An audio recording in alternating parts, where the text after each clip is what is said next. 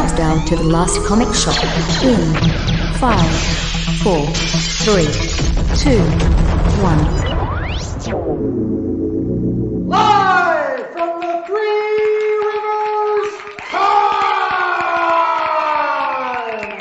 It is now time for the last comic shop live! This will be our final episode. Wow. Come on in, don't be scared. So, yeah, don't be intimidated by the screaming lunatics. Be afraid, be very afraid. But no, with the last comic shop, we try to welcome people into the world of comic books. We like to keep the shop open for newbies and oldies alike. And so today we're joined not only by the wonderful Mr. Mikey Wood, but we also have Russ Braun, who's been making comics.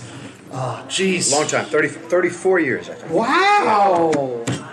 So yeah, where I am the host with the most, Andy Larson, I am joined by Chad Smith, my regular co-host, and I am joined by Mikey Wood and Russ Braun. And Russ, we've had you on the show before. Like Yep. we've done an interview with you at Baltimore Comic Con, and I mean, I'm a tremendous fan of your work. So on today's program, we're going to be talking about one of the first books I ever read that you did when I was a little kid, and it scared the bejesus out of me because, like, Batman gets addicted to drugs. Yep. And it was back in the day when Nancy Reagan was like, "Don't do the drugs, kids," and I was just like, "You're right." And Batman blatantly disobeyed. That's right. Batman and Barry Bonds, both on the juice. But yeah, So we're going to be doing Batman Venom. That's the 5-issue miniseries out of, I think it was, Tales of the Dark Knight or Legends of the Dark Knight. Legends of the Dark Knight. And it was done by the wonderful Denny O'Neil, as well as yourself, and Jose Luis Garcia Lopez, Yeah. And Trevor Von Eaton. Yes. Trevor Von On Eaton layouts. did layouts. And so we're going to be talking about that in just a second. But to start everybody off, we've got an icebreaker. And of course, on the last comic shop, we love to do these icebreakers, get everybody in the mood, and we love to do quiz games. Yes, quizzes are our thing. And so our co-host, J.A. Scott, who is unfortunately not here today because he lives in the Philippines, he was nice enough to put together 10 questions around the Caped Crusader. And we have given not only myself as the host, but I'll be going up against Russ and Mikey for bragging rights. I guess. Mikey, did you bring anything to wager on this, or? Just myself, my body. That's right. It's a hot commodity these days. You can hire that body for sketches at large. Comic Cons are great because it's the only time I get to feel pretty. I really do. So, but in any case, just for pride, we've got 10 questions, and Chad will be our wonderful host for this particular segment. Chad, you're going to ask these questions. First person to ring in on our buzzers. Let's all test those buzzers. That's mine. I like yours. That's awesome. I got a doorbell. Look at a rug. Yes. First person to chime in gets the point. And Well, you have we'll to get see- the question right to get the point. I guess. Can't believe we could go through this. This is awesome. Really? Really? No, this is wonderful. Now, Russ, before we begin, you mentioned that you don't have a lot of Batman knowledge after what, 2000? About two. Yeah, I kind of lost track of a lot of the comic characters after a while, especially Batman. Did you read Batman when you were younger? Oh, yeah. Okay. I mean, I was more of a Marvel kid than a DC kid. Okay. But I kept up with Batman pretty well. Real quickly, if you were going to name your definitive Batman artist, other than yourself. David Mazzucchelli. Okay. My Batman Year One is like my kind of touchstone of comics in general, like for storytelling. So you've heard about the artist edition coming out, right? Yeah, I just heard about it. I'm probably going to be getting that. Me too. And since we're here at Three Rivers Con promoting the show, we were talking with Wayne Foucher, who apparently knows Dave Mazzucchelli from college. Yeah. Oh yeah, had seen Batman Year One prior to publication. Oh, right, exactly. He went over to an apartment, and that they had he had all the sketches up on the wall, Wow. and Dave was just like, "Well, this is something I'm working on." Yeah. See, And that's, it turns out I it was- almost had to say Frank Miller because Frank Miller wrote it, but he didn't draw Year One. Right. It was Mazzucchelli that drew it. And, Yeah. But yeah, no, it's like I said. I had those comics, like the 4 individual issues, sat next to my desk for like the first 5-10 years. I was drawing comics just to have like inspiration It would just be there. I could open it up at any time for like, how would you frame this sequence, and just like, oh, that's right, he did that. Flip through. So. Wow. Yeah. That's a master, a great master to learn from, in addition to some of the other guys you got to work with. Mikey, what's your definitive Batman? Probably Norm Brayfogle. Okay. Norm Brayfogle was 80, early, like mid to late 80s, and it was very dynamic and super cool. And that was after year one. And then Mazzucchelli, because for me, you had never seen anything like I had never seen. Like I wasn't familiar with Daredevil stuff. I wasn't, I was a kid, but it was unlike anything. It was like Batman as like a detective movie, and it was great. Right? So those two, I would say those two. Yeah, with the Mazzucchelli, I encountered that way too young, and I didn't know why I liked it so much. Right. Like I was like, I didn't realize like, oh, this is a master at his craft, but like. That was great, but for me too, it's Norm Brayfogle. Those stories with Alan Grant beating up street toughs. Oh, where's the love for Jim Aparo? Jim Aparo was a wonderful Batman. He has this one scene, I think it was in an issue that Jim Starlin wrote, where Batman punches one guy, turns around, punches another guy, and the one guy hasn't even fallen yet. Like he punches him and then he punches him, and the first guy hasn't even fallen to the ground yet. He's so fast. That was that same era. There was, Aparo was on Batman and Brayfogle was on Detective. So then they swapped. And then they swapped. Yeah, they swapped. But yeah, Aparo 70s stuff is amazing too. And, right? You got to mention Neil Adams because that's but Jose Luis Garcia Lopez, his own individual Batman stuff is always amazing. Oh my God! If you had any merchandise in the '80s, it still is. It's still now. You pick up a lunchbox and that's his drawing. Yeah. Sometimes it's inked by somebody else, but it's always his style guide drawing. So timeless stuff. Yep. All right, well, let's go ahead and get started with the quiz in the interest of time. We still have a comic book to talk about. So, question number 1, Chad? Okay, so to go along with the Batmania from years past and the Batmania that's going to come out with the Flash movie starring Batman, we have 10 Batman-related questions. Question number 1. Only one of Batman's sidekicks has held both the mantle of Batgirl and Robin. Who's the character? Oh, Batgirl and Robin? Batgirl and Robin. Okay. You first. Yep. Carrie from Dark Knight. Was she Batwoman or Batgirl, or was she Catwoman? Oh no, that's right. I'm sorry. Catgirl. Stephanie something or other. Yeah. Mikey gets the point for Stephanie something or other. Stephanie Brown. She was spoiler or something like that. She was she was spoiler, spoiler. and then took over, and then Leslie Jones decided it was too dangerous and faked her death. Leslie Jones from Saturday Night Live had that much power. Or was it Leslie Jones who was Batman's? Leslie Tompkins. Leslie Jones. Any real Batman fans are going to be killing us already now. It's fine. So. Yeah, wait. I forgot to ask if I should let the guest win. Oh, let's go to the guest. Okay. I found out that the prize is your body, so I'm going to throw this whole thing. So, even if I know the answer, I'm not going to give it. There we go. All right. Question number 2. What year did Batman debut? And bonus, what was the issue? That would be 1939, and it was Detective Comics 27. There you go. See, look at that. We all knew that one. All right. You did? Yeah. There was supposed to be a gigantic hardcover collection of Detective pre-Batman. Then they never they removed the too racist. Well, there's a lot of Fu Manchu going on. But it looked nice. So, all right. Anyway, question number 3. All right, I'm going to warn you in advance. This one's a toughie. How many actors have portrayed Batman on TV and the silver screen? All right. Just give it some thought. Now including cartoons? No, live action. Live action. That changes everything. Yeah, live action. 8? See, you have. Are you sure? 8. That's what I'm guessing. Okay, that is not correct. It's very I will close. say 9. You saw me trying to show Russ the answer. 9 is the correct answer. Oh, 9. Yeah. So it was. Oh, I forgot Batfleck. There you go. Batfleck. Lewis G. Wilson, Robert Lowry, Adam West, Michael Keaton, Val Kilmer, George Clooney, Christian Bale, Ben Affleck, Robert Pattinson, David Mazouz only played Bruce Wayne on Gotham, and then Michael Keaton came back again. But it all adds up to 9. Oh, my goodness. Look at this guy. Wow. Host with the most, with 2 out of the gate. Wow. Okay, here we go. Question number 4.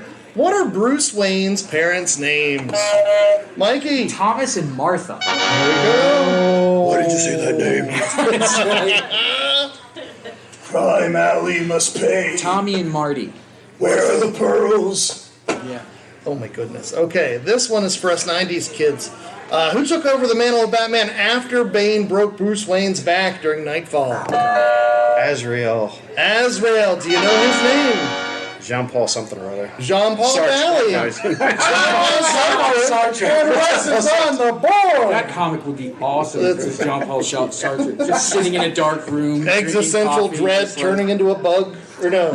Should they fight crime one? That was Kafka. That's right. That's coffee. You got me. Oh yeah, Gregor Samson. That's right.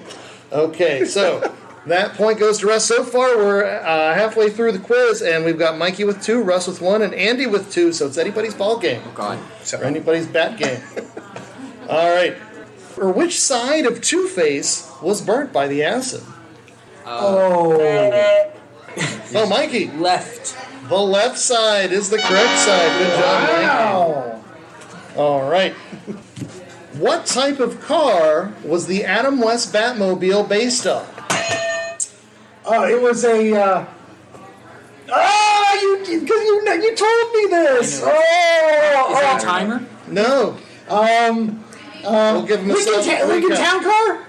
3, 2, 1. No, not Lincoln Town Car. It's a Ford Galaxy. It is not a Ford Galaxy. No?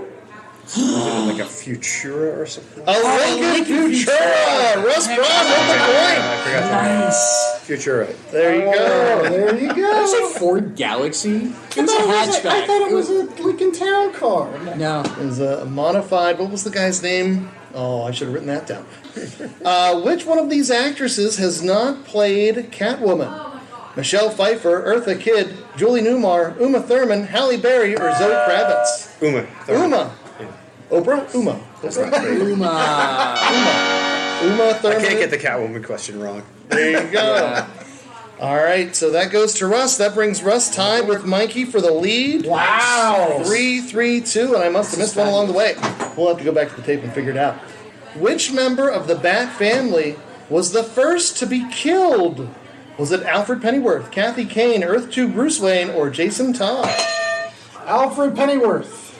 That is correct. 1966, he was killed off, but then with the success of the Batman TV show, they had to bring him back, so he came back in 1968. He was originally like a porker, wasn't he? Like he was a big dude. A little insensitive. You've got several larger sized co-hosts here. And then they cast what's his face, and they had to thin him down a little. Yeah, he was a little round British man, and then he was a skinny British man. No bat shaming on this. That's right. Bat shaming. But with that and my inability to keep track of the numbers, we are now tied 3-3 between Mikey, Russ, and Andy with 2 questions to go. Which of Batman's rogues gallery have had their own movie? There are 3 correct answers. Got to get them all. Wow, have had their own movie. Had their own movie. Joker, 1, Catwoman, 2. and Mr. Freeze. Mr. Freeze is not the correct answer. Anybody else, Russ? Joker, Catwoman, and Harley Quinn. That is correct. Russ takes the lead. Right. Okay. This might end badly because we have another question. All right. And we'll just make this question 2 points. Okay. That way we get a definitive winner. Math. So, final question in the quiz. In the first appearance of Batman in DC Comics, which other Batman cast member also debuted? Alfred Pennyworth, Julie Madison, Thomas Wayne, or Commissioner Gordon? Commissioner Gordon. Gordon's alive. He gets it. So, Andy, the gracious host that he is, has swept in and won the quiz. We let him win. What are you talking about? And that was back in the day when Batman gave no shits about killing people. He was just like throwing them out of windows and he did. Shooting him with his bat guns. He did. He was ruthless. He was a vigilante. Well, thank you for all our quiz participants. I hope you had a good bat time.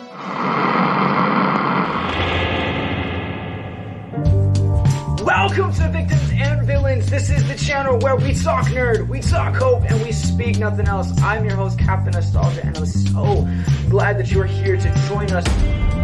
Victims and Villains is a podcast and YouTube channel that marries pop culture and suicide prevention, producing content with the intent to let people know that there is hope and that there is a better way, and that each and every listener has value and worth. Listen to Victims and Villains on your favorite podcast catcher or on YouTube by searching for Victims and Villains. Also, check out their website, victimsandvillains.net.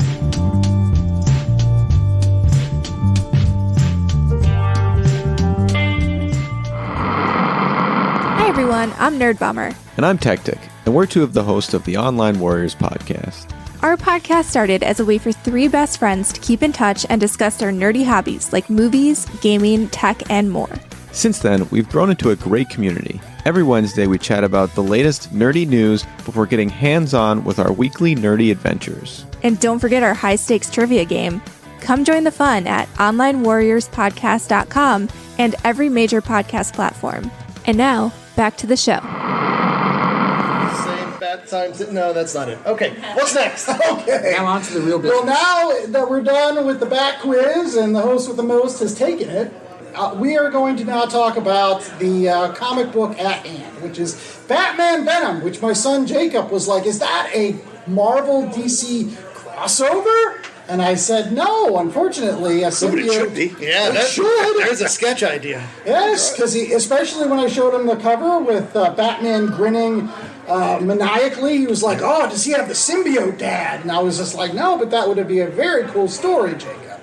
But long story short, on today's program, we're going to be talking about Batman and Venom because I feel like it is a wonderful story about Batman that, again, we're here to dispel some of the rumors of it being a Batman Marvel crossover. So let's go ahead and get started with who did this book. I think we talked about that before, but again, we'll get it right from Russ because I think it's a great place to start off with this particular story.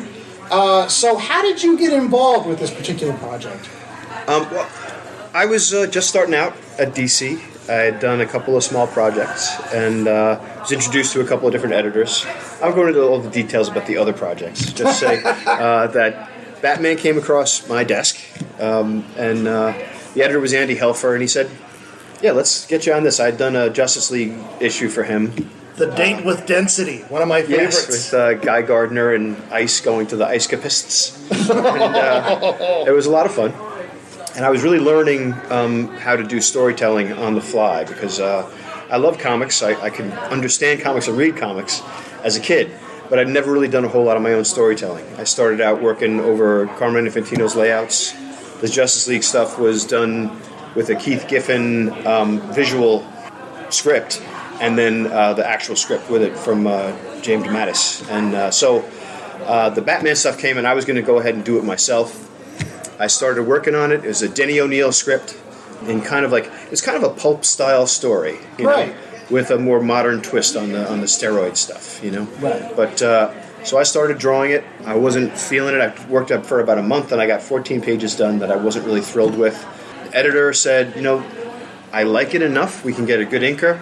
That's why we kind of started already thinking about Jose Luis Garcia Lopez at that time. Okay. And but then I said, you know, I would rather we work with a layout guy so that I could learn how to do this properly. I don't really like the way it was coming out. Nothing was fitting properly on the page in my mind, you know, because I was trying to draw right on the boards without doing preliminary stuff, you know. So we got Trevor Von Eden to come on and do some layouts. Okay. And I would work over his layouts and then pass them on to Jose. And we became like a three-headed monster. That's awesome. So. Trevor Von Eden's one of those artists. He kind of disappeared from view for me. I remember him being big in the 80s, and I don't know what happened. I always loved his stuff back then, so I was really thrilled to get to work with him. I wanted, because I'd worked with Carmine before, and Carmine is a big Batman artist, too. Okay. He was actually drawing the Batman newspaper strip at the time, and he couldn't help because of deadlines. But I had said, can we ask Carmine if he'll do the layouts? Okay. When he wasn't available, Andy mentioned Trevor, and I said, oh, that'd be great. It'd be really good. Now, it's worth noting, too, this story came out in 1990. Yeah. Which, as we alluded to earlier, that first Batman movie with Michael Keaton comes out in 1989. Yeah. That is Batmania all over again. Oh, What were you feeling as an artist, cutting your teeth on Batman when everyone is looking at Batman at that time? I was very fortunately not afraid because I was a Spider-Man fan. I didn't know as much about Batman. I was a Marvel guy. So Right. I'm getting all this work for DC, but it's not as much pressure in a way because I didn't feel the responsibility beyond doing a good job. Right. You know, I didn't feel the personal, like, oh, this is my special hero character that I can't mess up. You know, if I'd had to draw Spider-Man at that time, I probably couldn't do it. I don't even know if I could do it now. But Batman, I was like, I'll jump in. It's dark. I can have fun with it. You know. So. And you know, we're all still waiting for your Spider-Man 70s book.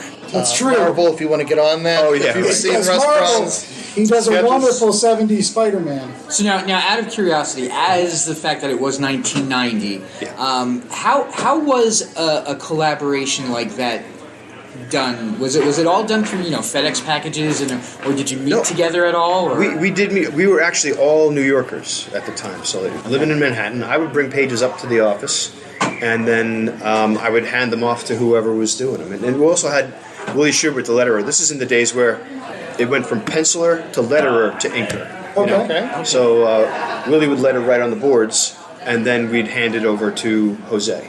But in our case, Trevor would bring the boards into the office. I'd go in, pick them up.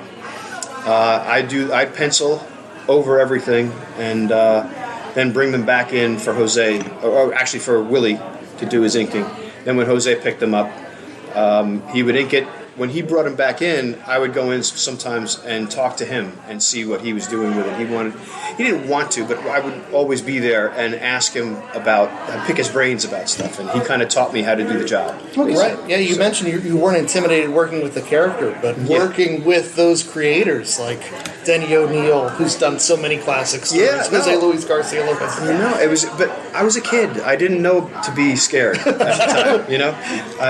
And that was the thing. It was the fun part about it for me was just saying yes. Whenever they would say, "Can you do this?" I'm like, "Yes, I'll give it a try." Like Joe Orlando would always say, "Hey, you want to try this?" And I go, "Sure, Joe, I'll give it a try." Okay. And thinking like, if I completely fail and bomb out, then I'll have to do something else for a living, Right. But I'm like, I'm just going to give it my best try every time. So, Okay. And you did mention that you didn't really get to interact too much with Denny O'Neil because again it was more about the editor and he would give you the script pages. Denny had written the story already. The scripts were done, and then Andy would farm everything out to everybody. So all the rest of us we would meet up, but Denny was actually an editor at DC at the time too, so he was busy doing other books. I mean, he'd written the story already. I found out later that he was very happy with the way everything came out. But we actually made some changes to the story along the way. Okay. Surprise, Denny. But yeah, with the editor, in fact, of all people, the letterer pointed out kind of a problem in one of the last issues, that the death trap really wasn't too deadly. I thought the same thing, so we added a little line of dialogue here or there, or did some changes to the drawings too. So I made sure that the tower, basically the tower that he was in, he couldn't get out of. He couldn't escape before the water would come in and drown him. Right. But he's there prying the bricks out of the wall to weigh down. He makes this whole contraption. Yeah, like a table and I said basically, well, if he's prying the big blocks out of the wall with the weight bar, why does he just go through the wall?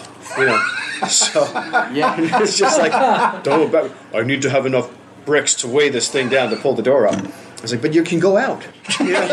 So a big hole in the wall. I just said, can we add the line steel reinforced for the tower? So it's like, it's stone inside of steel, kind of thing. Why would you do that? But it's just, I don't know. You said your editor was Andy Helfer on there, and Andy Helfer is a heck of a writer too. His run on Shadow is utterly bonkers, and one of my favorite books. Absolutely, that he ever.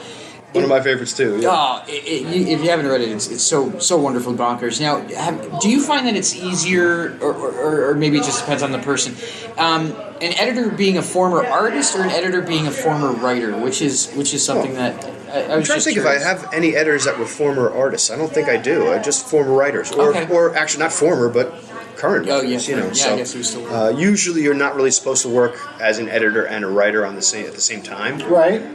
But a lot of the guys I work with were doing that, and Andy was a great writer. So That Shadow stuff, the Bill Sienkiewicz stuff, is unbelievable. Yeah, So, I imagine he has to be an interesting person, just because so many things that came out under his watch. You know, whether it was the JLI, whether it was the Shadow. I think Andy should have a much bigger place in comics history than he does. In fact, like he kind of brought the collected editions into popularity. Really? Because he was a big fan of manga early on, like in the 80s. Okay. And saying, we should follow this model. And it's like, collect up... He planned Legends of the Dark Knight to be in story arcs, that it could be collected up into books. Right. And he said, this is the whole point of having this book, you know? And now hardly anything gets published that doesn't get collected into a graphic novel, Right. You know? But he kind of started it. We're going to do it in 4 or 5 issue story arcs that are perfect for collecting. I believe that's how I got Batman Venom originally. Was in a trade with that wonderful cover of, again, Batman smiling maniacally. And the 10-cent synopsis for all those folks that may have not read it before. I mean, again, Batman fails to save a small child at the beginning of the story. He's not strong enough. He tries to lift this boulder, but it's a Herculean task, and so I think it is early on in his career. So he hasn't. It's supposed to be, yeah. And so, because I think Jim Gordon is not commissioner yet, he's still a captain. Yeah. Batman doesn't have his yellow oval. And he goes and he meets with the dad of the daughter that he failed to save, and he tries to get him on pills, which was kind of weird because I was just like, dude, he's like, oh well, my daughter died, whatever, and I was just like, that's World's Greatest Detective. That should have been like red flag number 1, that this guy wasn't really upset about losing his daughter. Dr. Porter, right, is like a mad scientist kind of guy. You know, Batman comes to see him to tell him, I failed to save your daughter, and he instead goes on about how, I think he says something about she was weak. Yes. Right. And I can't stand weakness, and this pill will keep people from being weak. And and he kind of tries to tempt Batman with these steroids, and at a time when Batman felt like a failure and a weakling. Right. So, and eventually it works. I mean, eventually he goes back to his Batcave. He tries to lift weights and hurts his shoulder, and then goes and gets into a fight with this big tough guy, and he's just really feeling down. He's at a low point, and he goes and he gets these pills and he starts taking them, and he starts going crazy, just like absolutely bonkers. Just, he doesn't wear his mask anymore. He's just walking into bars and just beating up thugs, and he dismisses Alfred, and eventually he's like, no, this is not. Well, it actually takes the Dr. Porter character asking him to go kill Commissioner Gordon. It makes him go, oh, okay, well, maybe I've taken a step too far, and decides that he's going to try to stop this guy in this General Slaycroft, I think that was his name. Yeah, General Slaycroft was. And eventually ends down in Santa Prista, which is... Santa Prisca. Prisca, where it's actually where Bane comes from eventually. But this general guy's trying to put together this big army, and he gets himself off the drugs and goes down there and fights them, and fights the sharks. Fights the sharks without a shirt. That's right. An homage to the 70s Neil Adams escapade. That's the 10-cent synopsis. Well, Chad mentioned the there's no oval around the bat and things like that. Now, when you come onto a book like that, did they is that part of the script? Do they specify this is early on in his career? He doesn't look like this. It was mentioned. I know. I started my first 14 pages that I we threw away.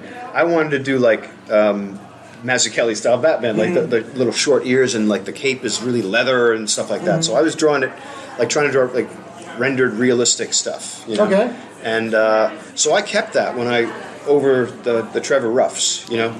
So, but then Jose came on, and Jose made it classic Batman that was perfect for the story. So he made a lot of changes to the design that I had, but we kept the bat symbol. It was supposed to be like an earlier version of Batman. They didn't go into detail about like, is this the first year, second year? We just kind of kept it really vague. And which is important. I mean, it was easier to do back then too, because technology is going so fast now that they weren't on cell phones back then. There's a scene where Batman punches his fist through a phone booth, you know, and you're kind of like, I'm humming hard like, blah, blah, blah. Kids don't know what a phone booth is, you know. Right. It's sad. Is that a quiet box where you go to make a cell phone call? You know, so. Oh, that's that thing from Doctor Who. No, it's not. It's not. It's the thing from Bill and Ted. I was going to ask too, anytime you're creating original characters like Dr. Porter or General Slayground or whatever his name was, Slayground. Slaycroft. Yeah. Slaycroft. Are you ever tempted to like call up a buddy and be like, "Hey, do you mind if I use you as evil mad scientist?" You know, I should, but I never did. I was always uncomfortable doing it because photo reference is a great thing to use. Right. I just never bothered doing it, and you make up characters as you make them up. And these guys were just kind of like not even really described. You just kind of did what you wanted to with them. Okay. So.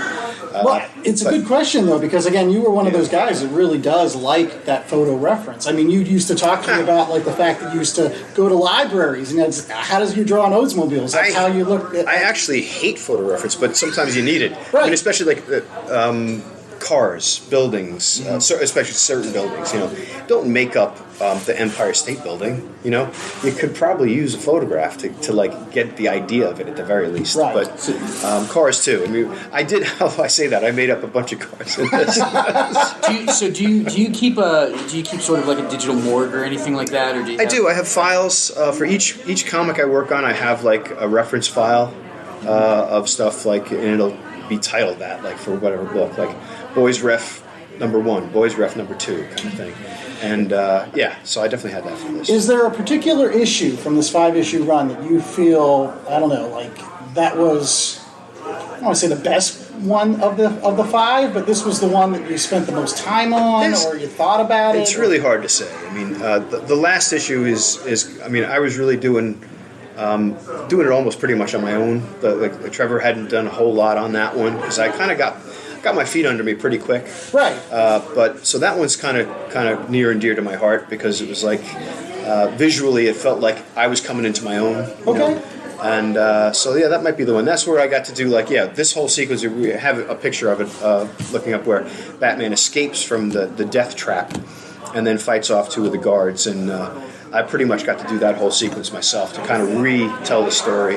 So that's awesome. That's great action in there too. And that's all my thing there. One of the most famous panels from the issue you're talking about is the one where, like, you get to see the scene where Batman could take the pills. Like, that's why they put him in this death trap, to get him to take the pills because they're going to be super addictive. You're never going to get out. You're going to be my slave forever. And turns out, like, he's there and he's like, I can do this faster. But then he remembers when he was in the Bat Cave and he looks like this monster with froth. I mean, how did you come up with the visuals for that? Like the monster froth thing? That was all. That was similar to things that I would draw. I would draw these monster characters called the mouth heads. Okay. And their hands were always these knurled kind of things. The idea was a concept was in college, and there were all these yuppies around, like horrible people with all they cared about was money. Greed was destroying them, making them into monsters. Okay. So meanwhile, but the stress of that job was making them, the teeth were growing behind their heads and their hands were getting like arthritic. And so at one point when the teeth grow to a certain point, the face flaps up and it's just a big mouth and that sounds terrifying. Yeah, committed like a kind of, raving maniac suicide, Okay. So I brought that into the Batman pose of him frothing at the mouth. I was just thinking of that when I did it. So. And I can definitely see as I'm flipping through one of the pages there here. He is now. There's you got frothy Batman here, and definitely the Mazzucchelli influence. Oh sure, yeah. In some of these Batman poses. When the drawings of Batman were far away. Right. He didn't have to put all the muscle detail in, and that felt more Mazzucchelli, the open Alex Toth, Dave Mazzucchelli feel. Well, your style is one. You have such a realistic bent. Yeah. You can like see the textures in there. Although when he's in monster mode, that's classic. Bulging muscles, frothy. Yeah. But no, that's the funny thing. The story did require bulging muscles to be on steroids. So I didn't get to do my Mazzucchelli thing that I wanted to do, which was like, there's a guy in like long underwear. Right. You don't have to do all like that. Both worlds here. So we went from that to the Bat Hulk. I just like Batman. He's locked himself in a room for a month, and he comes out, and oh my goodness, the beard and the hair. He must get haircuts every other day. I remember reading this monthly, and I was so glad that he didn't get out of it by some ridiculous kind of bat gadget, or he just happened to have some sort of thing in his belt or some kind of like, you know, it was sheer force of will and sheer, you know, that Right, was it, was, really, it wasn't the Adam West Batman. where he right. Like, with Dana Moff drug from out of- repellent. Although Yeah. he does fight the shark. the That's kind of sharp. anti-addiction pill. Yeah, but he didn't have the bat repellent in, That's that, true. in That's that true. scene either. So Well, I will say this: the great thing about that other issue with him, you know, getting off the juice or whatever is it's counterpointed with, you know, the scenes of General Slaycroft's son turning into the monster. Like for every panel that now did Denny like write it that way, that it was supposed to be like a counterpoint? oh, between definitely, the two? yeah. There was supposed to be a you know, you flash back and forth to see like what's happened to Timmy. Okay. Old Timmy Slaycroft, and Timmy was a nice character at the start. Like this, it's only 5 issues, but it's like it almost feels like a year worth of comics. Like the amount of stuff that he packed into the story. But yeah, Timmy is like a disappointment to his dad because he's not like a hardline, tough military type guy. He's just a kid, right? Like a teenager, and so he actually kind of helps Batman at one point a little bit, and then because they can't get Batman to be their assassin, they, for whatever reason, decide to do an experiment on Timmy, and they do more than just drug him. They put, like, plates under his skin and make him into, like, this, like, bulletproof they shoot him monster. like thanks, Dad. Like, the bullet just barely grazed the skin. But it's all setting the table for eventually what they would do with Bane. Honestly, like I mean, all of these ideas, like the Venom, that's the same serum that Bane uses. Santa Prisca. Santa Prisca is where Bane is from. So like all of these things, and Denny O'Neil wrote that. So like he's setting the table for eventually, which would become one of the big bads of Batman in the 90s, and honestly, one of the major additions to the Rogues Gallery post, like, I don't know, 1949. Yeah. Honestly. Like, there's not many. I guess, in a way, yeah. So, do you have any other last thoughts on this particular series? Did you want to draw more Batman after this, I guess, is my question. I always would have. I never really became... I didn't have the chance, I guess, but... Sorry, we had sound effects post anyways. Honk, honk. But no, I always thought maybe it might be fun to do a sequel to this. Okay. But I just thought of it like a scene where basically what happened to Timmy Slaycroft. You know, he's in a prison in Santa Prisca somewhere, and now some other like big bad guy, head honcho guy, because his dad is dead, has the Venom and has like an army of these guys coming out of the prison to do his bidding, and Timmy would just kind of get to the phone and remembering a Gotham exchange number and call Gotham randomly and say, "Tell Batman they're making me do bad things," and like to some random number on an answering machine, and they finally get to Gordon, and Gordon plays it for Batman, and Batman knows exactly what's going on. He's like, I gotta go down there. They made They made 5 other Timmys too down there. So like they had like this little squadron. Like whatever happened to this squadron? I don't know. Of, The like, Death Squad. Who knows? It's you're right that it would be an interesting story to follow up on. But Batman, Venom, the other Timmys. The other Timmys. All right, well, we'll be right back with more of the Last Comic Shop right after these commercial breaks. We're going to be finishing up with Russ Braun, and we're going to be talking about his work on The Boys, as well as some other projects that he's got coming out right now, so stay tuned.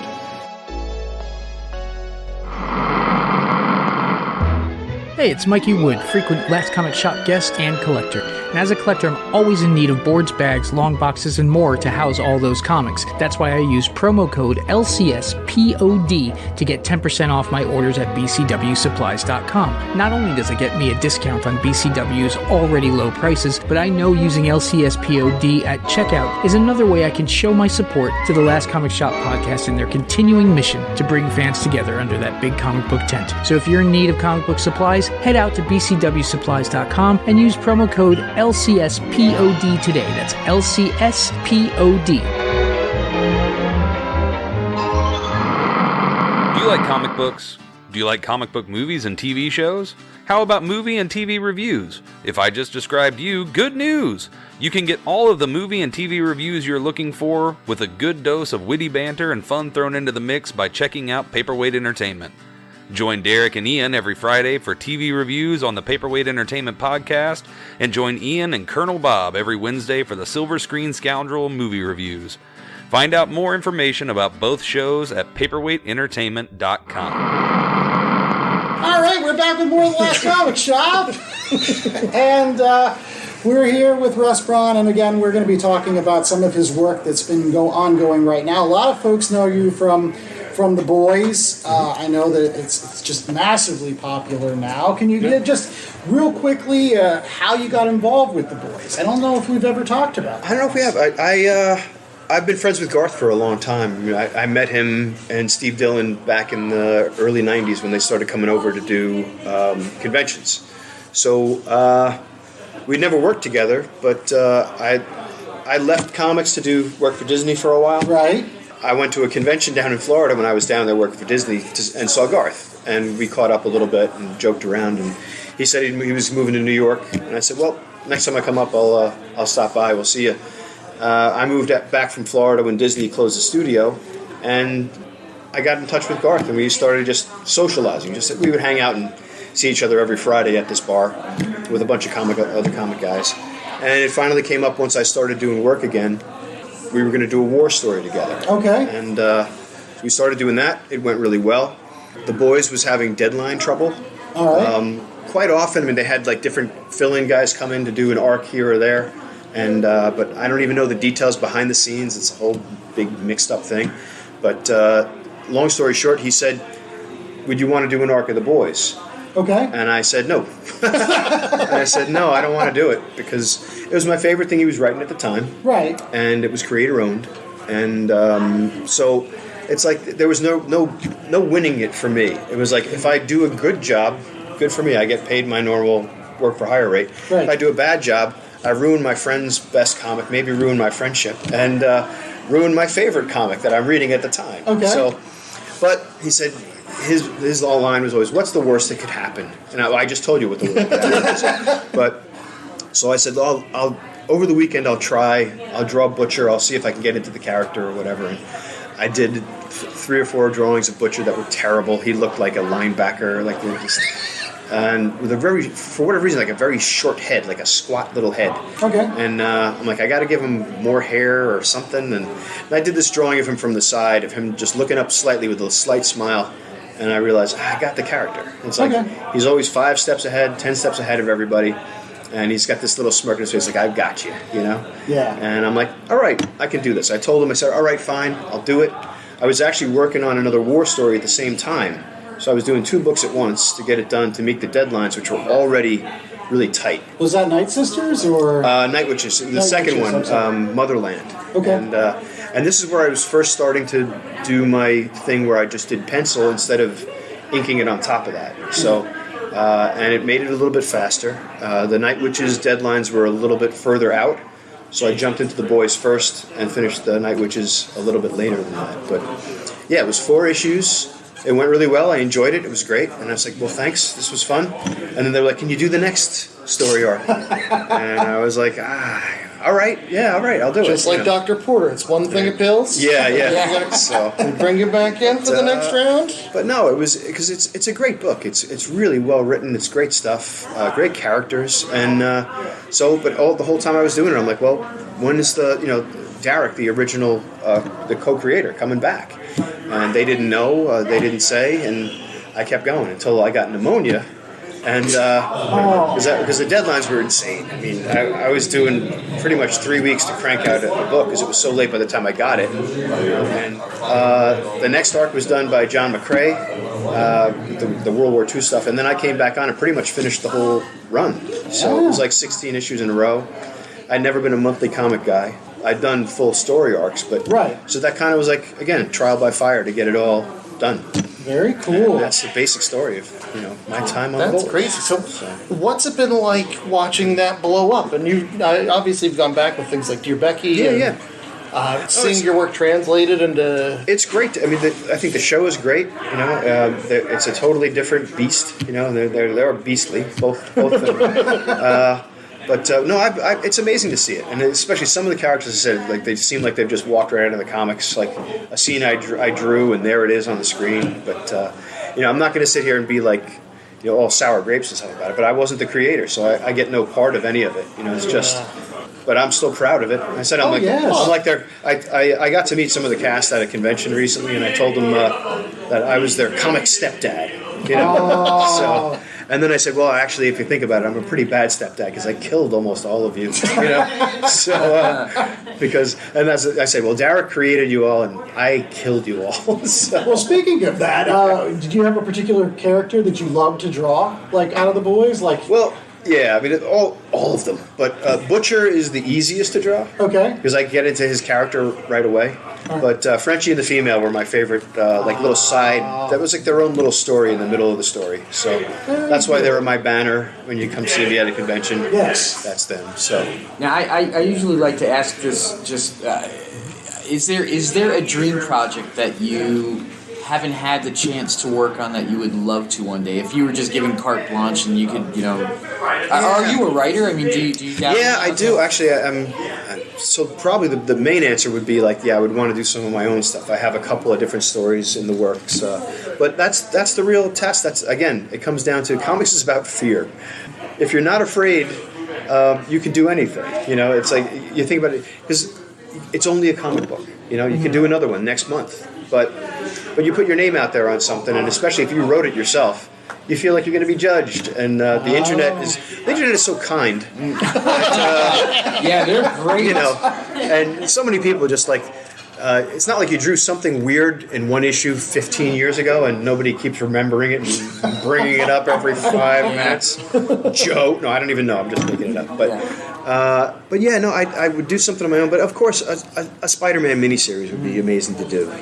Whether it's the 70s thing or not. But I would like to do a classic throwback miniseries of untold stories kind of thing. You spent so much time with that 70s Spider-Man. I don't know if everybody that's listening to the last comic shop, go and Google it, try to find these issues.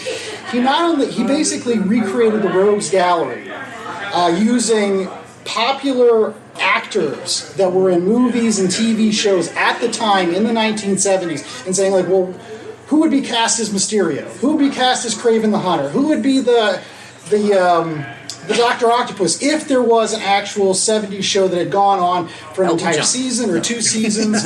And it's wonderful. I love your Martin Landau as Quentin Beck, the Mysterio.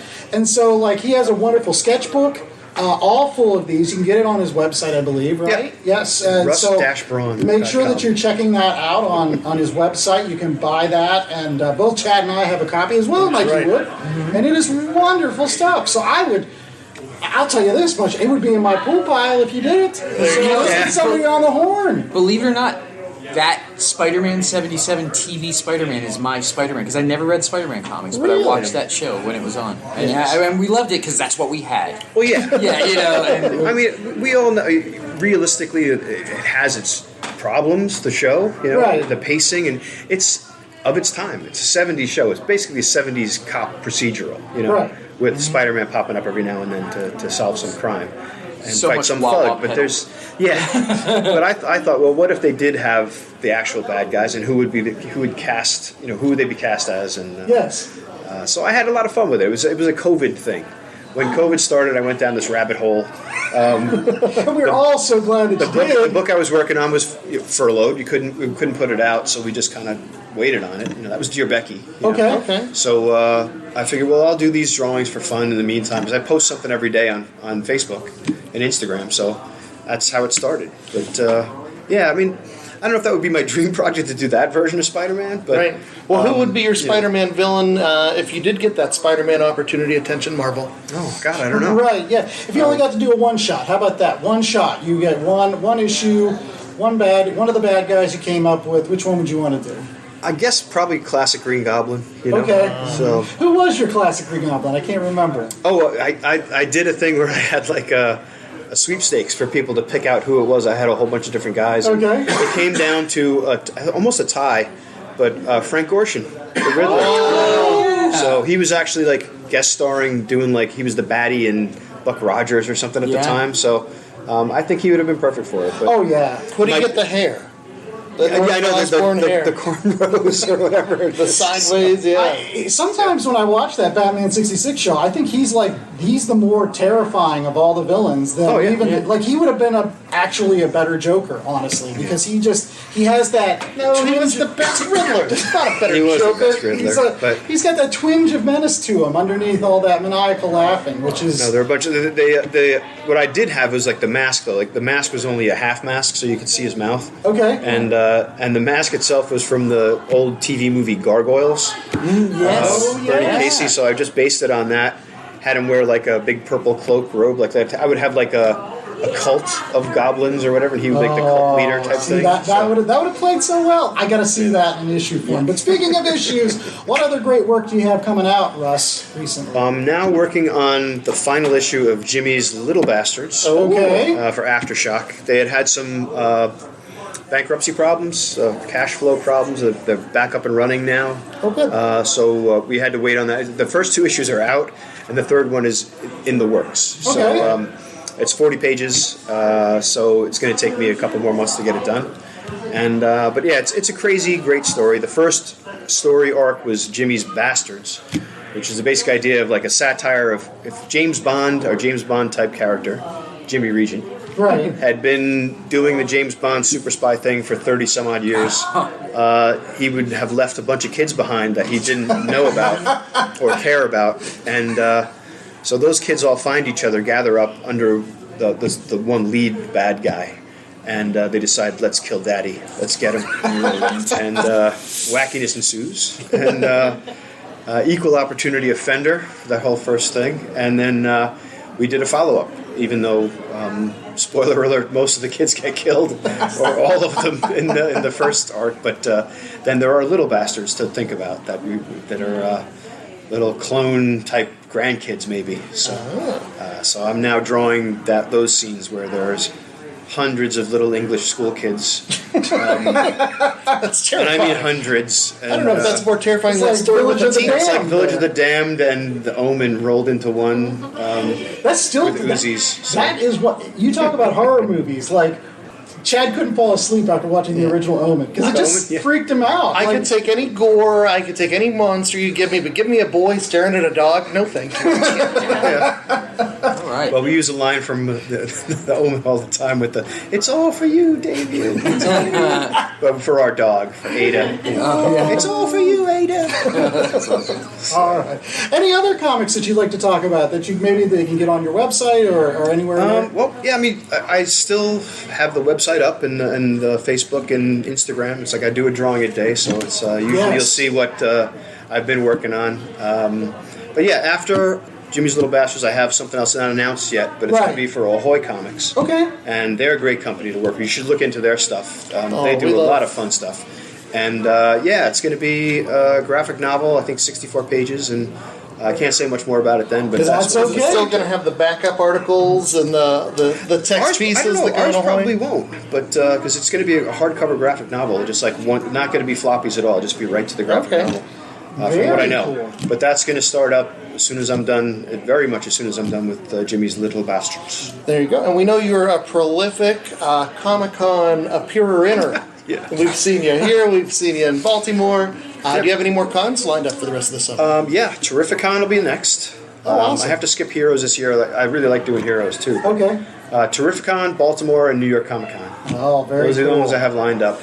Terrificon I love that one. And that's Connecticut? Yeah, Connecticut. Yeah. Mohegan Sun. Casino. Well, we'll definitely be seeing you at Baltimore Comic Con. We'll be down there this year. And thank you so much for being our guest here on the Last Comic Shop. Thank you so much to everybody that came out to our lovely live show. Make sure that you're checking out the Last Comic Shop every single week over at www.lastcomicshoppodcast.com. It's a terrific place where you can get down all of our episodes, and they are evergreen. You can listen to them in any order, at any time. They're just as you're reading these certain comic books. We put out these comic book reviews every single week, so check us out. Download them as you can. And there you go. I was going to say recommendations for this week. We don't really have any books to recommend, but get out to those local conventions. Stop by at Terrificon. Stop by at New York Comic Con. Come check out Russ Braun's booth. Get some sketches. See some prints. check out those sketchbooks with the Spidey 77 and those boys sketchbooks from years past. We always see at your booths. They're all there. I will say that one of the recommendations is always to get some of Russ's wonderful work as well as Tom Strong, because if it hadn't been for my good friend Russ Braun, I would have never known about Tom Strong, written by an Alan Moore with Chris Sprouse art, because he was the guy that was like, listen, Andy, you got to check this series out, and it is one of my favorites, and it's out in a companion now. I got to get that. So it's now all 36 issues. You can get an all nice little collection. Released right after I finished the run. I was like, they're like, here's everything you just bought. Well, make sure also that you're checking out bcwsupplies.com. They are a terrific website where you can get all those bags and boards and stuff that you need to keep your comic books looking fresh. And if you use the promo code LCSPOD, you will get 10% off of your order. So not only are you getting a great deal on some of those comic book supplies, but you're also supporting the Last Comic Shop. So make sure that you get your supplies at bcwsupplies.com. Anything else, Chad? Nope. Anything else, Mikey? Oh, brother. Thank you so much, Russ, for being on the show. And until next week, I was the host with most, Andy Larson. I was joined by Chad Smith, Mikey Wood, and the wonderful Russ Braun. Check out his website at russ-braun.com. There you go. And until next week, stay safe, stay conning, and remember that I don't have a dad joke this week, because usually I have them all written down, and I didn't bring that. I didn't. We're all the better for it. Make sure you Thank you, everybody. Make sure you join Three Rivers Town. Thank you, Three Rivers Town, for having us. Check Russ's Facebook and Instagram for those sketches, too, every week. Friday sketches, daily stuff. Frankenstein Friday. Frankenstein Friday. Love it.